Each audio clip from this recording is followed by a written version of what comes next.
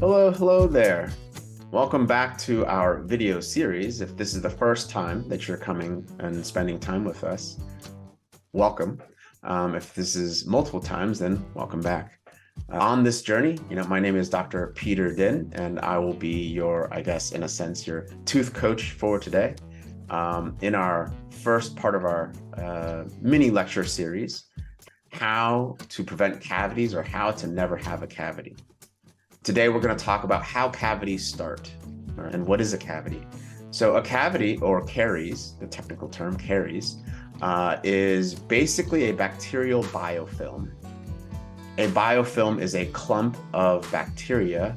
It's almost like a ecological system, kind of like the Amazon rainforest, where there are a lot of different species of bacteria interacting with one another in order to create a stronger living environment for themselves.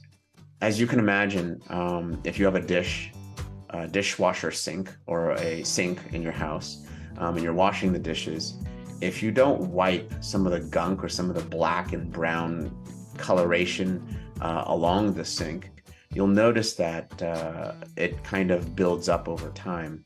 That's an example of a bacterial biofilm. It's a grouping of bacteria that live together in an ecosystem to try to survive and thrive. You'll notice that if you try to just spray the biofilm with water, it doesn't get rid of all of the bacteria, especially if you let the sinks over time, not clean them over time. I have young children, so sometimes we might be delayed in our sink cleaning or dishes cleaning. So I know, I gotta work on that too. Luckily, today we're not talking about my sink, we're talking about just bacterial biofilms. So cavities are bacterial biofilms living inside your teeth.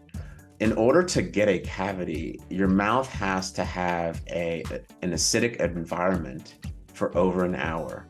The technical level of acidity is measured in something called pH.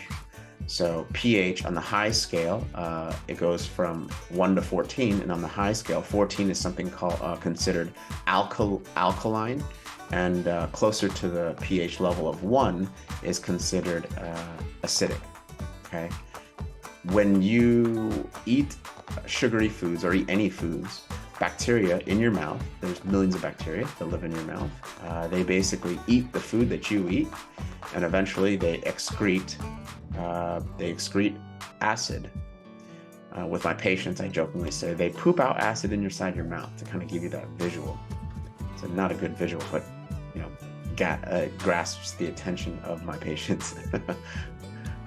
So basically, they eat the food in your mouth and they poop out acid.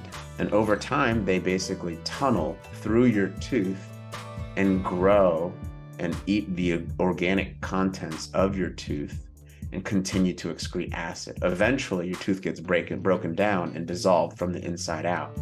That the tooth that once was extremely hard suddenly becomes as soft as wet bread, essentially. There's literally a instrument in our dental field that's called the spoon excavator, where we can scoop out dental cavities. I know, it's a gruesome picture, but I really want to connect you to exactly what we do as dentists and as dental providers. So how do you prevent dental cavities?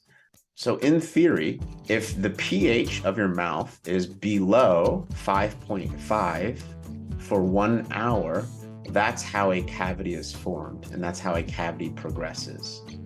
Let me say that again. If the pH of your mouth is less than 5.5, meaning if it's acidic, if it's at the acid level of 5.5 for over 1 hour, that's how your teeth start to dissolve.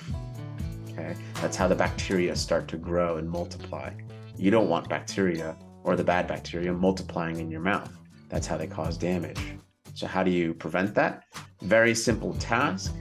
Every time after you eat, just drink and swish some water. Swish some water in your mouth and spit it out. The pH of water is neutral pH, and that is at the pH of 7.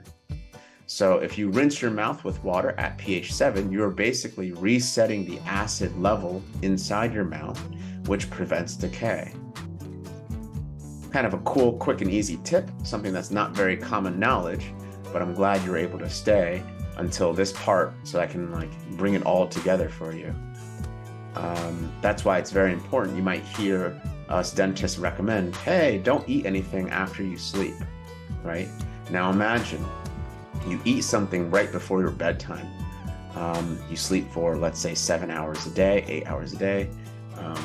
These days, it seems very difficult to sleep that much, but hey, if you get that in, perfect.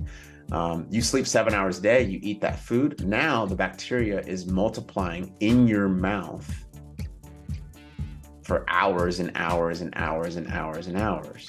Think about how much damage your mouth is receiving if you eat something right before bedtime. So that's why we recommend, that's the rationale or reason why we recommend that you brush your teeth, floss, mouthwash, water pick, whatever you do, right before you sleep. So if you have any questions, feel free to contact us or contact the office. I'll be doing other video series on how to prevent cavities. This is step 1.